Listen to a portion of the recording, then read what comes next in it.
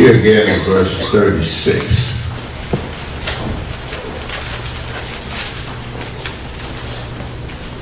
No one knows about that day or hour. Not even the angel in heaven, nor the Son, but only the Father. God's timing. God's timing.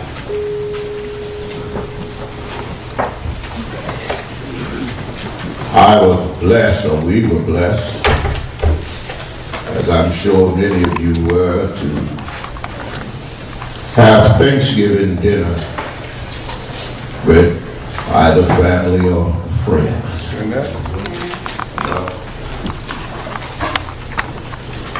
I was privileged to go home and sit at table with my sisters. Our oldest son and his family joined Gwen and me, and what a gracious time it was. Normally, when we get together, it's not for that occasion.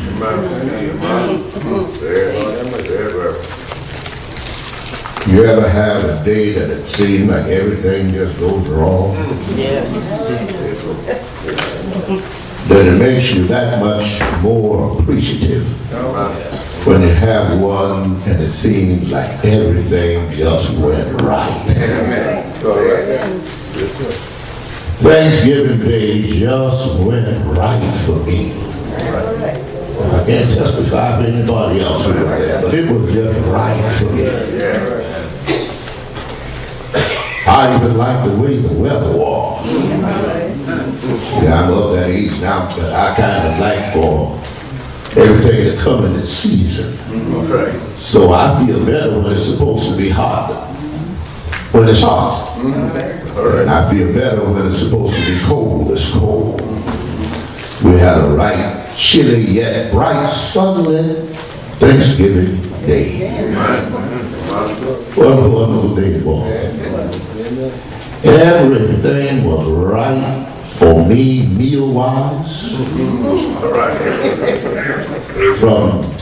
I like rice by now, everybody knows. I love it and have loved it all my days. But I like it cooked a certain way.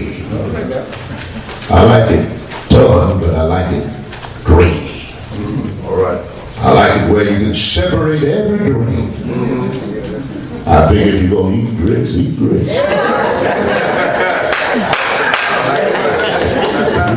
Rice and rice.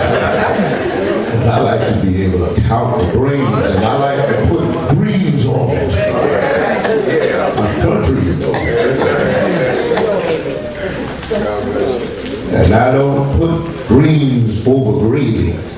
So that means I have to have enough rice, I reckon, to have greens on one side, gravy on the other side. Everything was just right. Yes, sir. The turkey tastes like mama cooked it. All right. It was just right. Everything was just right. On our exit out of Lake City, I decided to ride by one of the few shopping centers. And there was a store, belts. Lake City is such a thriving metropolis, we only have one belt. And I saw something there.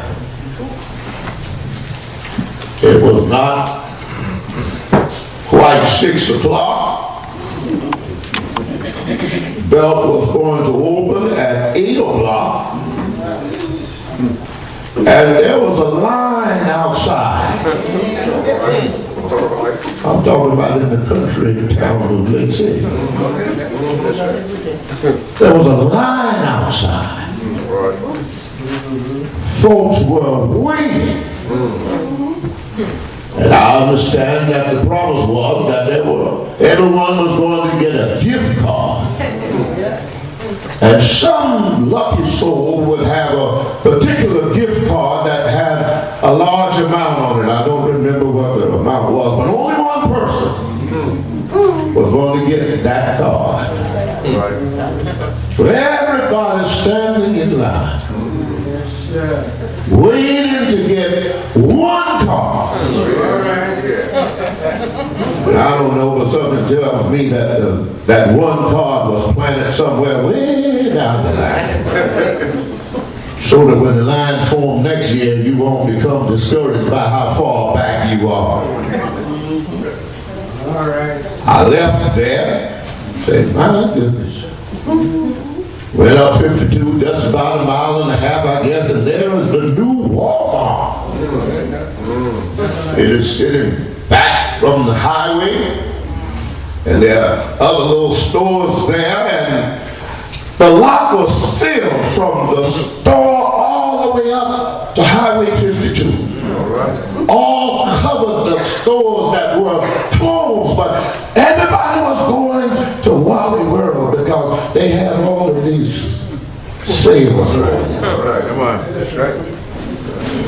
Now, last week, I saw people on TV camping out. More than a week early to go to Best Buy. Yes, sir. Yes, sir. Yes, sir. I saw it. Did you see it? Yes, sir. And on my way out of town, I thought about I have been preaching now since third Sunday of 1974, which means if I live to see June of 2014, I would have been preaching for 40 years. My, how time flies. I have done revivals all over the state and beyond. Formed services beyond the boundaries of our nation line, our country line. But I have yet, Reverend Johnson, when I was downtown Greenville and all of those beautiful churches there, I have yet. Come on, preacher. Come on. Come on. Say it. To see any church All right. Talk about.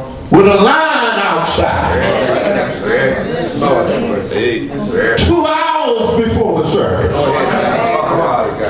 2 days before the service, 2 weeks before the service, because they cannot wait to get in to praise God from whom all blessings flow. I have not seen it. I'm not saying it hasn't happened. I have not seen it. All right.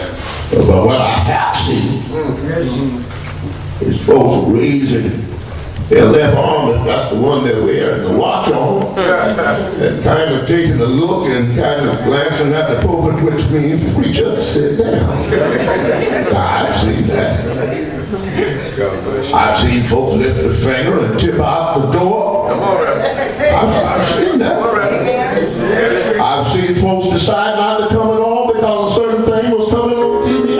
I've seen that. Super Bowl Sunday, sometimes folks stay home and go to the grocery store early because it's like a holiday. I hate to think of how much money was spent in Columbia yesterday. Hallelujah. That was a day. We get ready. All right. I heard one person say while sitting at one game, when I leave here, I'm going to another. And you know how we do. He called his partner from up higher in the bleachers and said, come on down. Said, I got a friend who's tailgating in Columbia. And when I leave there, that's where I'm going. And you can come and go too. You know how we do. We barely got an invitation ourselves, but we'll bring somebody else with us. Come on, man. They were ready. We were ready. On the other hand, on Friday, I did a funeral at Sand Hill. This text has been with me. I've been living into this text all week. All right. And I told that family and that congregation about something that happened to me that I really hadn't even mentioned to Gwen yet. On Wednesday, I was going to the office and I had looked right and looked left. Go ahead now. You know, right there at the ball field where you cross on Summers Drive, you cross over Clubhouse Road. And when I pulled out, Spirit had me to look again to my left. Go ahead, all right. And there was an 18-wheeler. And it was not coming slow. And it was not at the end of the ball field. It was literally on me. All right. Come on now. And all I could do was just press the accelerator. And I heard the tires grip on the pavement. But only God. Go ahead, guys. Only the Lord God Almighty. It wasn't my eyesight. It wasn't the quickness of the automobile. Only God spared me on that occasion. You know how something can hit you, but it doesn't hit you until later. I was already in the office and sitting down before it really struck me how close death was upon me, and I started shaking like a leaf. All right. But down on my knees and say, thank you, Lord, for sparing me one more time. The word says, no one knows. That's right. That's right. That's right. For years we've had theologians presented their eschatological view, they call it. Yes, sir. Yes, sir. Of the end time. Yes.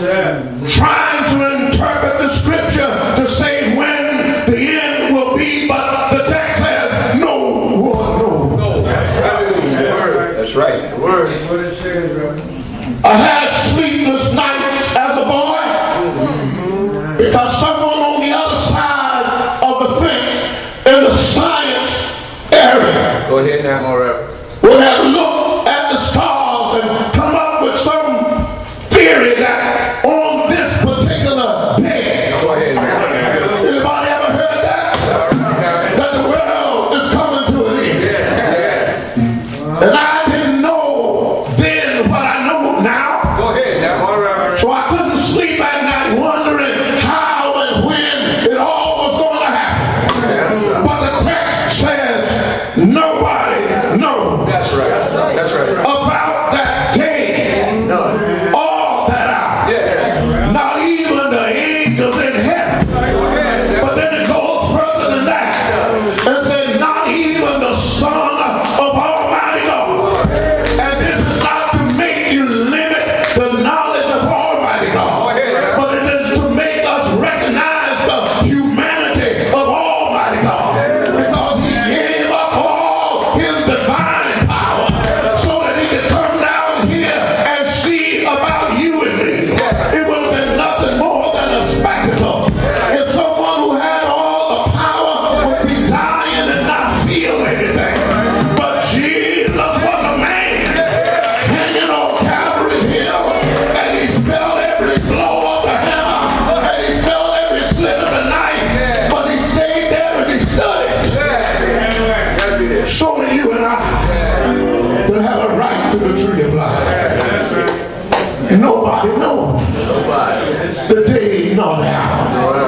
But the message is, get ready. Yeah. Some things in this text might seem confusing.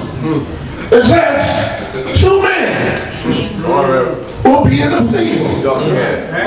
One will be taken and the other left. But what on earth does that mean? No explanation is given. It just says one will be taken and one will be left. Then it goes on to say 2 women will be grinding at the mill. One will be taken and one will be left. What on earth does that possibly mean? It means to me that in Jerusalem at that time, Go ahead now. the word was being proclaimed that when that day comes, Yes, sir. it will be business as usual. Everybody will still be doing their own thing, thinking that they're going to have always to get right with Almighty God.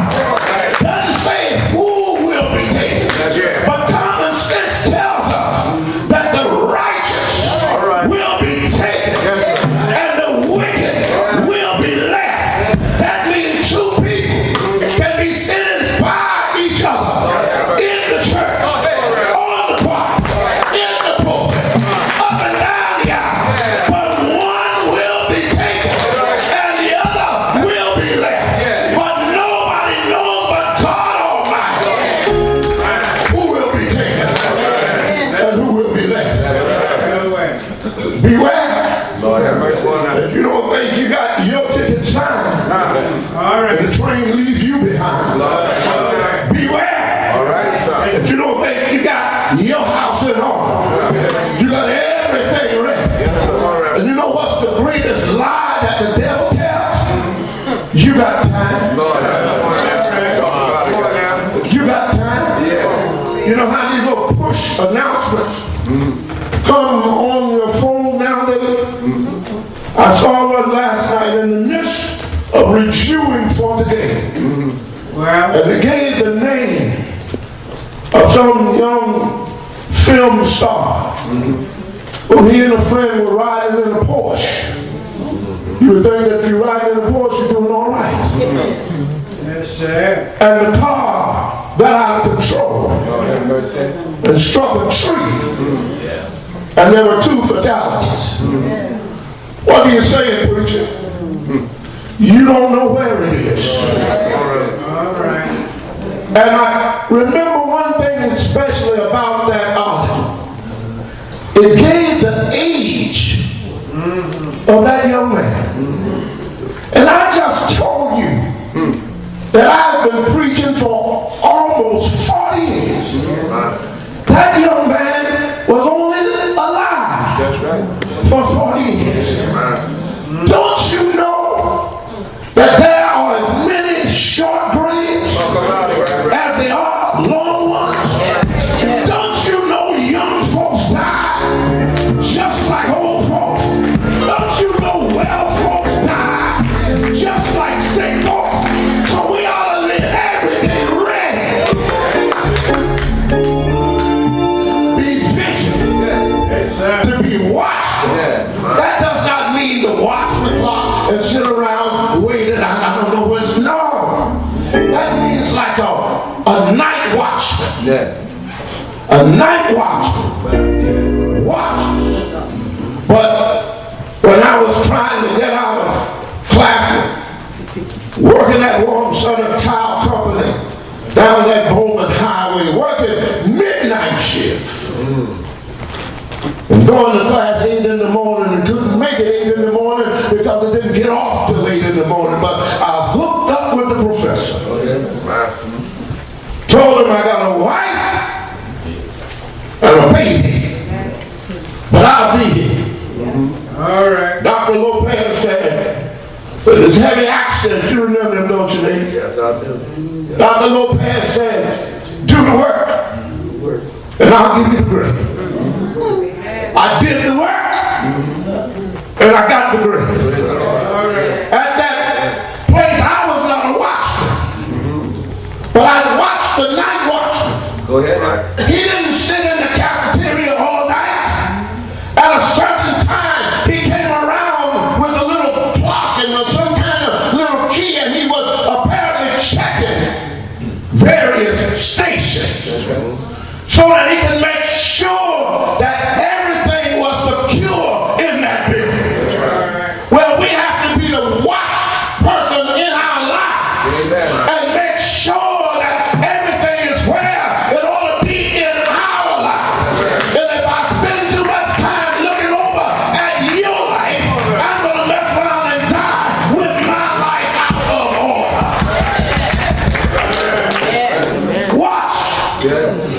Be prepared. Because you know not the day nor the hour. So you know I got to leave you with this. We don't know the day.